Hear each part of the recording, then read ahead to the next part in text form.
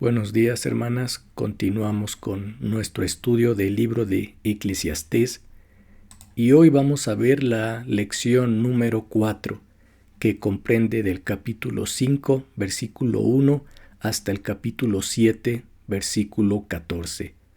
Y a manera de introducción vamos a hacernos estas dos preguntas. La primera es: ¿cómo podemos lograr éxito en la vida? Y la segunda pregunta es: ¿qué debemos estar haciendo hoy para disfrutar de la bendición divina mañana? Tres probables respuestas a estas dos preguntas serían: primeramente, adorar al Señor; en segundo lugar, ahorrar el dinero; y en tercer lugar, vivir sabiamente. Con esto pensamos nosotros que vamos a tener una vida exitosa y disfrutar de la bendición del Señor. Pero esto no necesariamente puede ser así, porque la primera respuesta, que es adorar a Dios, nos puede llevar a un tipo de adoración equivocada. Esto lo vamos a ver del capítulo 5, versículo 1 al 7. Primeramente, hermanas, la palabra adorar aparece por primera vez en la Biblia en el libro del Génesis, cuando Abraham lleva a su hijo Isaac a la cumbre de ese monte para ser ofrecido en holocausto. Y adorar se expresa de muchas maneras. Puede ser por medio de la oración, de un sacrificio, de una ofrenda, de una festividad religiosa, o alabar a Dios por sus obras y por lo que es Él. Esto es adorar, y Dios busca adoradores en espíritu y en verdad, como dice Juan capítulo 4, versículo 23. Pero como dije, puede haber adoración equivocada. Vamos a ver dos ejemplos de esto. Primeramente, el llamado sacrificio de los necios, así como lo menciona el libro del Eclesiastés. Esto es pensar que solamente porque presentamos nuestro sacrificio ante Dios, el Señor tiene la obligación de perdonar nuestros pecados, aunque no haya arrepentimiento en nosotros. Dios tiene la obligación de perdonarnos porque ya presentamos el sacrificio. Y eso no es así. Lo que Dios pide de nosotros es primeramente que escuchemos atentamente la palabra y después que obedezcamos. Dice el primer libro de Samuel, capítulo 15, versículo 22. Y Samuel dijo: ¿se complace Jehová tanto en los holocaustos y víctimas como en que se obedezca a las palabras de Jehová? Ciertamente el obedecer es mejor que los sacrificios, y el prestar atención que la grosura de los carneros. Un segundo error que se comete en la adoración es hacer votos a la ligera. Antiguamente, si un judío deseaba algo, hacía un voto a Dios. Le decía a Dios: si tú me concedes esto, yo te prometo hacer esto o darte esto. Por ejemplo, lo que hizo la mamá de Samuel. Le dijo: Dios, si tú me concedes un hijo, yo te prometo que lo consagro a tu servicio todos los días de su vida. Y la mamá de Samuel cumplió con su promesa. Pero sucedía que muchos judíos, una vez que recibían la bendición de Dios, lo que ellos pedían, ya no cumplían con sus votos. Hacían los votos a la ligera. Ese es un abuso. Como posteriormente en el Nuevo Testamento el abuso fue con los juramentos. En los evangelios se nos dice que los fariseos acostumbraban jurar por el tesoro del templo, como si fuera lo más sagrado del templo, más que el altar y que el templo. O el abuso que se hacía en los juramentos para cumplir algo. Por ejemplo, en el libro de los Hechos nos dice que un grupo de judíos se conjuraron solemnemente que no comerían hasta que mataran a Pablo. Y no lo mataron. Uno pensaría que esos judíos murieron de hambre, pero no es así, porque así como podían juramentar solemnemente de una manera tan fácil, de la misma manera tenían muchas formas de zafarse de un juramento. Entonces, lo que nos dice el Eclesiastés es: mejor no prometer porque si no recibiremos ira y castigo. En cambio, lo que a Dios le agrada es que le temamos. Temer a Dios para hacer lo correcto. Dice Éxodo 20:20. Y Moisés respondió al pueblo: No temáis, porque para probaros vino Dios, y para que su temor esté delante de vosotros, para que no pequéis. Dijo el Señor Jesús: que nuestro sí sea sí y nuestro no sea no. Obedezcamos en lugar de los ritos y los votos, porque precisamente eso fue el comienzo de la decadencia de la Iglesia de Cristo allá por el siglo III. Se volvió una iglesia ritualista y después fue una iglesia muerta espiritualmente. Y sabemos qué es lo que pasó después. Un segundo peligro, el ahorro del dinero. Pensamos que esto es válido para que tengamos una vida exitosa, pero también tiene sus peligros como la adoración. Esto lo vemos del capítulo 5, versículo 8, hasta el capítulo 6, versículo 9. Vamos a ver aquí 3 peligros de ahorrar dinero. El primer peligro: acumular riquezas, pero de una manera injusta, afectando a otros. Pensemos en un cristiano que tiene su empresa y está ganando buen dinero y ahorra lo que está ganando. Pero este cristiano tiene trabajadores que no reciben ninguna prestación. No tienen seguro social, no tienen vacaciones, tampoco aguinaldo, no tienen Infonavit. Eso es acumular riquezas de una manera injusta. O pensemos en un cristiano que tiene una empresa, entra a un concurso del gobierno y gana. Y está muy agradecido con Dios y diezma. Sí, pero ese concurso lo ganó por medio de un soborno, de un acto de corrupción. Eso tampoco es correcto delante de Dios. Es ahorrar dinero de manera injusta. Un segundo ejemplo, hermanas.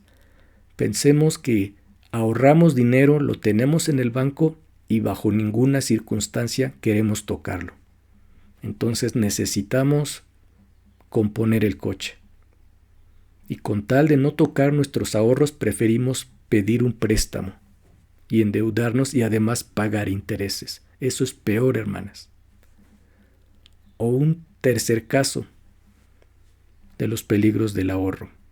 Los ahorros o las riquezas traen preocupación. ¿Quién puede conducir con toda tranquilidad un coche Mercedes-Benz en la Ciudad de México? ¿Quién realmente lo disfruta, hermanas? Porque si esta persona se detiene en un semáforo, piensa que quizás le pueden robar el coche o incluso secuestrarlo.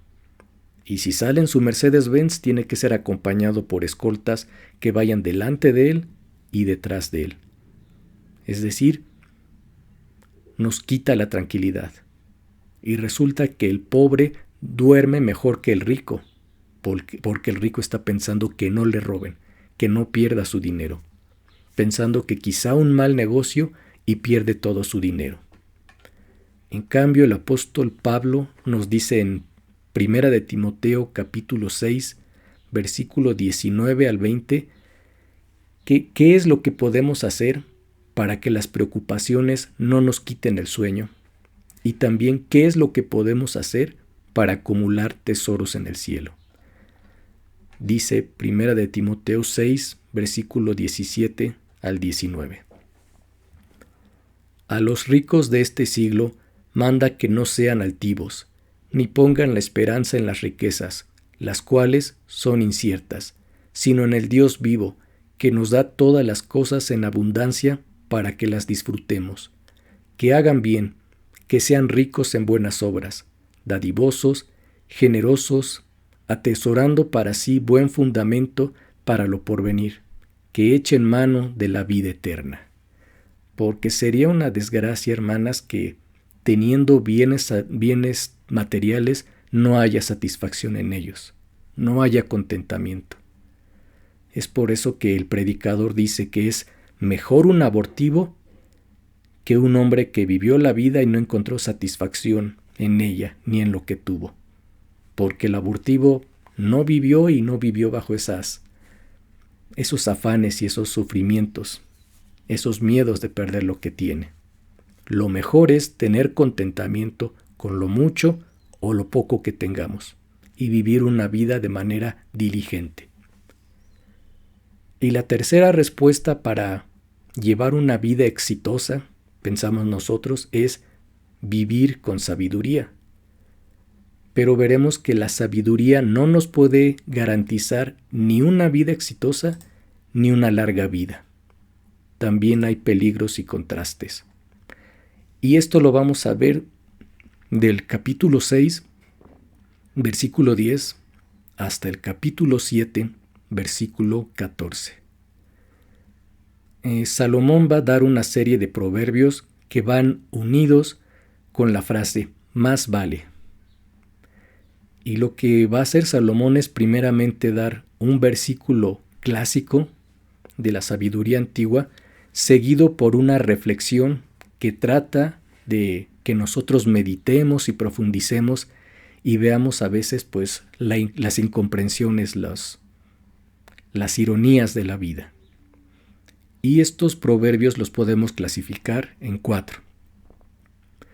El primer grupo de proverbios está del capítulo 7, versículo 1, hasta el versículo 4. Y primeramente, Salomón cita al proverbio clásico. Dice el versículo 1: Mejor es la buena fama que el buen ungüento, y mejor el día de la muerte que el día del nacimiento. En este proverbio nosotros pensamos que la buena fama seguirá al sabio aún después de la muerte. Pero después viene la reflexión. Dice del versículo 2 al 4: Mejor es ir a la casa de luto que a la casa del banquete, porque aquello es el fin de todos los hombres, y el que vive lo pondrá en su corazón. Mejor es el pesar que la risa, porque con la tristeza del rostro se enmendará el corazón. El corazón de los sabios está en la casa de luto, mas el corazón de los insensatos en la casa en que hay alegría. Es decir, que tanto el sabio como el necio tienen el mismo fin. Los dos terminan en la tumba. Y eso es lo que nos pone a reflexionar acerca de la vida, hermanas. El fin que todos los hombres tienen, la muerte. Luego el segundo grupo de proverbios está del versículo 5 hasta el versículo 7. Primero dice Salomón en el proverbio clásico: Mejor es oír la reprensión del sabio que la canción de los necios, porque la risa del necio es como el estrépito de los espinos debajo de la olla, y también esto es vanidad. O sea, nosotros pensamos que si un sabio nos corrige, aunque nos duela, aunque nos moleste, esto va a ser de bendición para nuestra vida. Es para nuestro bien. Pero dice el versículo 7: Ciertamente la opresión hace entontecer al sabio y las dádivas corrompen al corazón. Es decir, que el sabio puede corromperse por la lisonja o por el dinero, y si nos reprende no es por nuestro bien, sino que se está poniendo de parte del pecador o del injusto. Esa es la contradicción, lo que puede suceder. Luego el tercer grupo de proverbios está del versículo 8 hasta el versículo 10. Primero el proverbio clásico dice: Mejor es el fin del negocio que su principio. Mejor es el sufrido de espíritu que el altivo de espíritu. No te apresures en tu espíritu a enojarte, porque el enojo reposa en el seno de los necios. Este proverbio habla en contra de la arrogancia, porque una persona puede decir al comienzo de un negocio: este va a ser un negocio que me va a sacar de pobre, que me va a hacer rico. Sí, pero no lo sabe aún, apenas está negociando. Es mejor el final del negocio, cuando supo si le fue bien o le fue mal. No apresurarse. Y algo parecido hay en el libro de los Reyes, primero de Reyes, capítulo 20, versículo 11, cuando el rey de Siria, Ben-Hadad, de una manera fanfarrona, amenazó al rey Acab, el rey del norte. Y Acab le responde. Y el rey de Israel respondió y dijo, decidle que no se alabe tanto el que se ciñe las armas como el que las desciñe. O sea, uno que apenas está ciñendo las armas va hacia la batalla, hacia la guerra. Pero es mejor el que ya regresó de la guerra y se está quitando sus armas y su armadura. El que sabe el final de cómo le fue en esa batalla. Es mejor el final que el principio. Luego en el versículo 10 dice Salomón, nunca digas cuál es la causa de que los tiempos pasados fueron mejores que estos, porque nunca de esto preguntarás con sabiduría. En aquellos tiempos se pensaba que los tiempos pasados fueron mejores que los presentes. Pero aquí Salomón está diciendo, nunca digas eso, porque eso no es preguntar con sabiduría. Porque, ¿cómo lo sabemos, hermanas? ¿Cómo sabemos que los tiempos pasados fueron mejores si a nosotros no nos tocó vivir ahí? Nosotros vivimos en el aquí, en el ahora, no podemos vivir en el pasado o en aquello que nunca fue. Y creo que una confirmación a esta respuesta sería el versículo 11, que dice, buena es la ciencia con herencia y provechosa para los que ven el sol. ¿Para quién es provechosa? Para los que estamos viviendo aquí y en el ahora, no las que ya murieron o los que vivieron en el pasado. Por eso no es sabio. Y el cuarto grupo de proverbios es del versículo 11 al versículo 14. Dice el proverbio clásico, buena es la ciencia con herencia y provechosa para los que ven el sol, porque escudo es la ciencia y escudo es el dinero, mas la sabiduría excede en que da vida a sus poseedores. Con este proverbio pensamos que si uno es justo y uno busca la sabiduría, tenemos asegurado un futuro feliz y una vida larga y próspera. Eso es lo que dice el proverbio. Pero el versículo 13 y 14 dice, mira la obra de Dios, porque ¿quién podrá enderezar lo que él torció? En el día del bien goza del bien, y en el día de la adversidad considera. Dios hizo tanto lo uno como lo otro, a fin de que el hombre nada halle después de él. Nos está diciendo que aún el sabio puede morir prematuramente. Aún el sabio el día de mañana puede ser despojado de sus bienes. Entonces, vivir con sabiduría no nos asegura que tengamos mañana un día próspero de felicidad, sin problemas. No, porque pues estamos bajo la soberanía del Señor, hermanas. Entonces, en conclusión, el ser humano no puede averiguar los planes de Dios para con nosotros.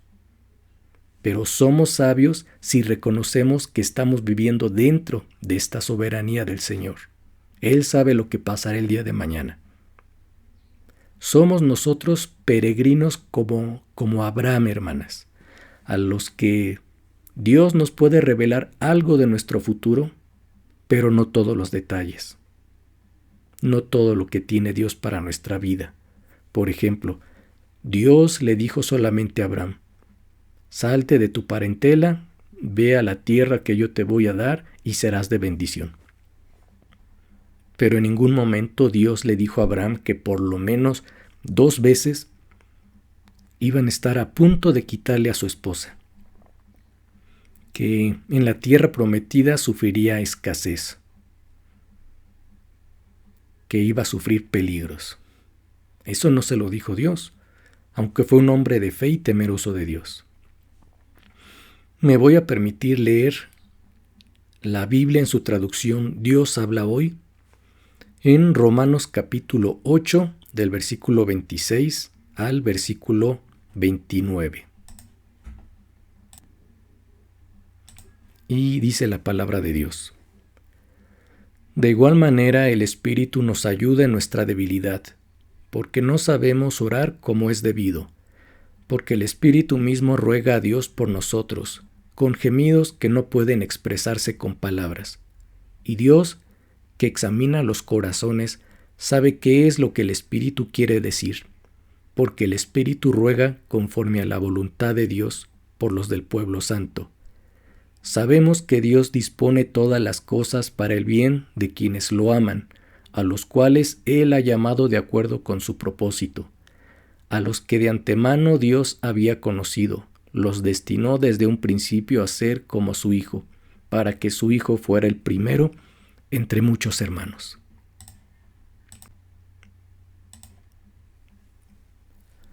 Entonces, hermanas, con este versículo sabemos que nosotros pedimos y oramos desde nuestra debilidad, y que a veces lo que pedimos no está de acuerdo a la voluntad de Dios, no está de acuerdo a sus planes soberanos para nuestra vida.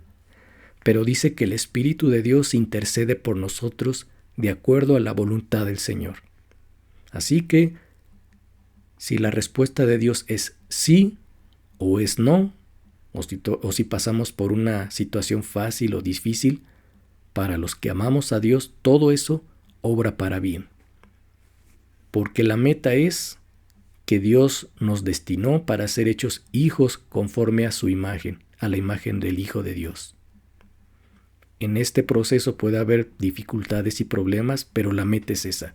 Todo nos ayuda para bien. Y podríamos resumir esto en dos visiones diferentes.